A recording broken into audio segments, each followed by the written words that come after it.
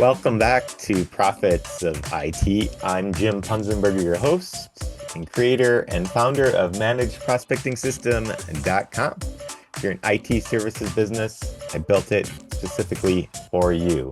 Authority content, LinkedIn outreach, targeted email, backdoor solutions, multiple pillars done for you every week. So check out ManagedProspectingSystem.com. Today, I'm excited to have Laura Baker, Executive Director of CyberWyoming, with a great walk-up song of Center Field by John Fogerty. Laura, welcome to Profits of IT. Tell us what CyberWyoming does and who do you serve?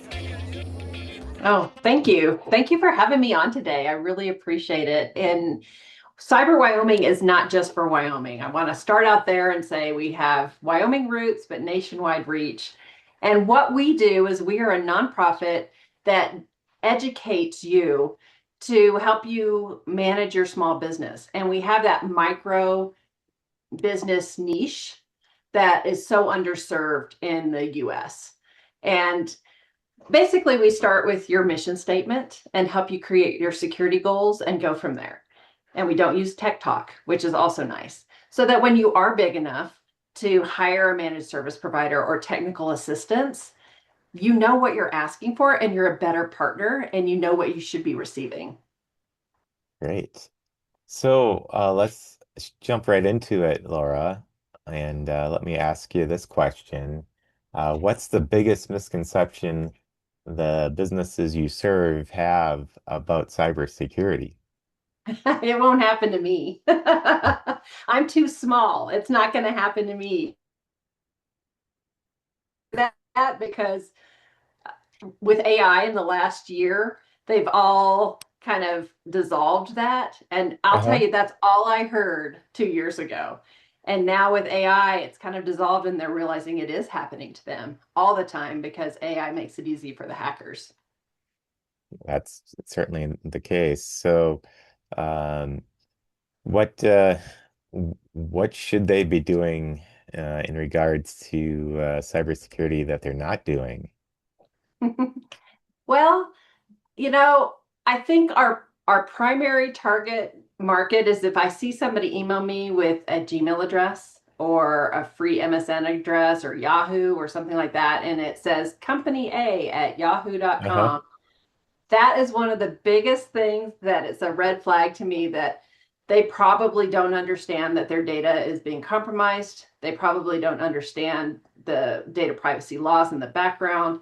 And right there, that to me is the one thing that they can do is get that $7 Google Workspace for business a license once a $7 to Uh-huh. once a month or something. Go with Microsoft, whatever you want to go with. But uh, that is probably the biggest red flag that I see, and that's what makes us as cybersecurity business counselors reach out to them and say, "Oh, we see you're using this. Let us help you. Let us help you make that next step." It'll Hmm. look more professional. It will increase your reputation. It will look less spammy. But on top of that, it will also give you more data protections. All things that I think every business needs. Yeah. Oh, let's shift gears here again a moment, and I love to ask guests about their superpower. And so my question for you is, what's your unique strength, the thing that you do that drives results that other people in your space are not doing? We start with the business mentality. Every one of us, as cybersecurity business counselors, has a business background first and just happened to get into tech and cybersecurity on the other side. In fact, some of us are writers by trade or English majors. And so we know communication. And I think our biggest superpower is we really understand we take so many different industries and uh, multi what am I, but what's the word I'm looking for? It's we're taking a whole bunch of different philosophies Uh-huh. and moving it into one level of cybersecurity. So we're looking at organizational culture. business processes, and business language. We're looking at psychology. We're looking at actual culture and behavior change. And we look at those. So we pulled from social work, we pulled from psychology, we pulled from brain science and marketing. Marketing's huge. I mean, it's how you get people to do things. It's behavior change. And then and we pulled from business, and then secondarily, we pull from tech and cybersecurity. So we're already speaking their language, and I think that that is our superpower at CyberWyoming. Got it. So I like to ask also about $1 million learning moments. Something that you really learned from in your career. So let me ask you this: what's a significant setback you've faced that changed the how you operate? So this is very personal, but I don't mind sharing it. I think Thank you. Please this, do. yes, I mean it really makes a difference, right? So I worked for Jefferson Center for Mental Health years and years and years ago when the one of the very first school shootings happened, Columbine High School. And I was in their IT department. I was a business analyst. And seeing, first of all, I have so many amazing things to talk about when it comes to the mental health industry. And their orientation, they gave you like a whole day of how to fight fair, how to manage conflict. And I've used that day to day in my entire career since then. But that Columbine, they really reacted well. They had a good incident response plan that wasn't just tech related, it was for crises that could happen in their community.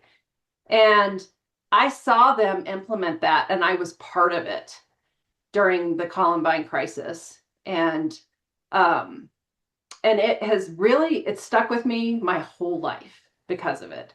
And there were times they would rotate people. A good example was they would rotate people off on and off the phones because the phones were ringing off the hook. Mhm. We were the community mental health center, and they were just ringing off the hook. And you would get one call that would say, I own a car dealership, and I know all their cars are behind the police tape, and I would like to donate cars to people temporarily that need a car to get to work or just, Mhm. need it, period.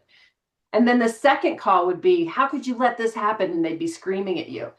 And so you just swung back and forth and back and forth on these phone calls. And so they implemented through their incident response plan, they implemented a 15 minutes. Nobody was on the calls on the main line for more than 15 minutes. And they made sure every person in administration, including the IT people, were on those calls. And, you'd be rotating it off, and you might be in tears. You might be happy. I mean, it was just, the emotions were all over the gamut. But they handled through knowing that this was a very stressful situation for not just the community, but also for their employees. They handled it so well. And I've thought about that over and over again as I've helped small businesses think about their succession plan and their digital aspect of their succession plan and their incident response plans. And I think that has been one of the biggest aha moments in my entire career. Got it. So, let me ask you this. What are you most excited about building right now at Cyber Wyoming, and uh, what should make our listeners excited about it? We've had a program for the last 9 years called Wyoming Cybersecurity Competition for Small Businesses. And the Wyoming is gone. It is now nationwide. And it is a 7-month program where you learn to manage your own risks. And it's designed for the micro businesses that don't have IT help. And you don't actually have to compete. But if you are a competitive person, like a lot of business owners are, you can. And if you compete, you have the opportunity, if you win, to speak at a conference that's regional and between Colorado and Wyoming. But, and we'll, if we have the money, we'll even help you with some of your travel expenses. But you could make it a vacation Wow. because it's close to Estes Park, and Rocky Mountain National Park. It's close to beautiful mountains, and it's usually in October, and it's just a gorgeous time to see the trees changing. But you also would have the chance to speak at the Cyber USA webinar because we're a Cyber USA affiliate. And so you get a lot of exposure for the work that you've done if you join the program.